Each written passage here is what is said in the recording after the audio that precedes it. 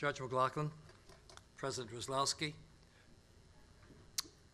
members of the Xavier Board, fellow alumni and inductees, alumni particularly from the class of '50, Dr. Tom Walsh and Jack Hickey,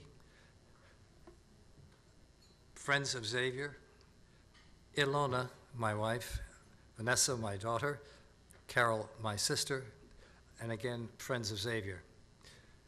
The great American comedian Groucho Marx once quipped that he would never want to be a member of an organization that would have him as a member. I laughed at that, but then I immediately put on my garb of the instructed Jesuit student and decided that the problem with that was that the Jesuit approach would be to never deny, never affirm, but always make a distinction. And the distinction that I make there is that I would want very much to be someone who was a member of the Hall of Fame of Xavier.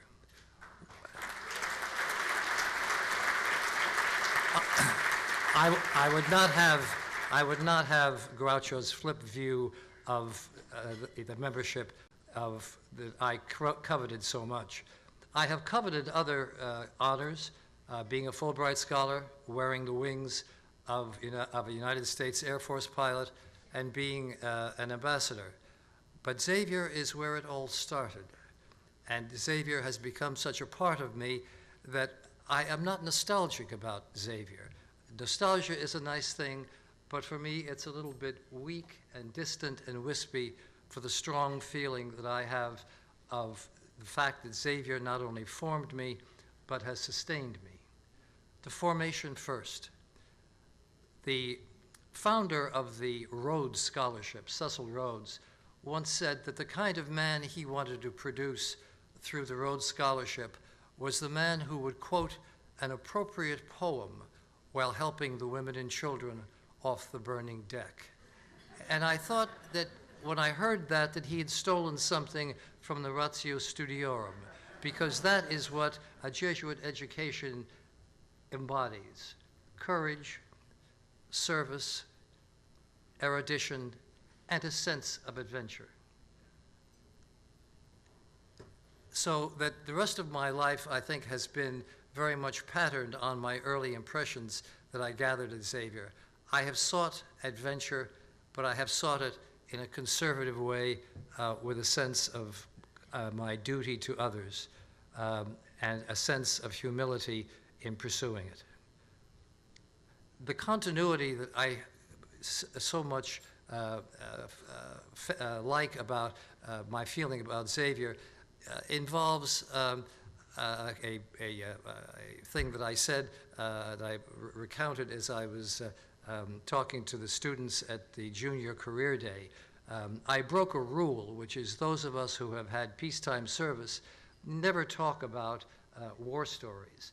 But there was a time as a young student pilot over the green fields of southeast Missouri when the engine in my T-28 quit while I was on my back doing a Cuban 8 maneuver. And the tower, in trying to talk me back in and get my engine started, gave me a technique that we had in those days of restarting an engine, which was to use the primer button and the throttle to get the engine going. And the instructor on the ground kept saying, "Keep pressing that primer button." And after I had said a couple of Hail Marys, all the way back to the field, I sang the Xavier fight song, "Sons of Xavier, Keep Marching."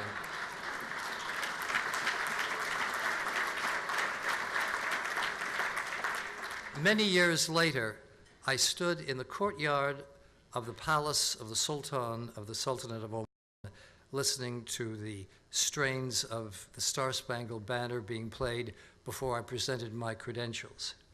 Many things went through my mind, and one of the things that went through my mind was the time that I took command of the 3rd Battalion at Xavier. And I saw a continuity between that moment when I proudly stood before 300 cadets, assumed my command, and when I was about to present my credentials. And so in closing, I want to thank from the bottom of my heart those who are responsible for my standing here today, and also to thank those who have shared this privilege with me, this signal honor. And in closing, I think there is no better way to close than to use Xavier words. And so I will simply say, sons of Xavier, keep marching on to victory.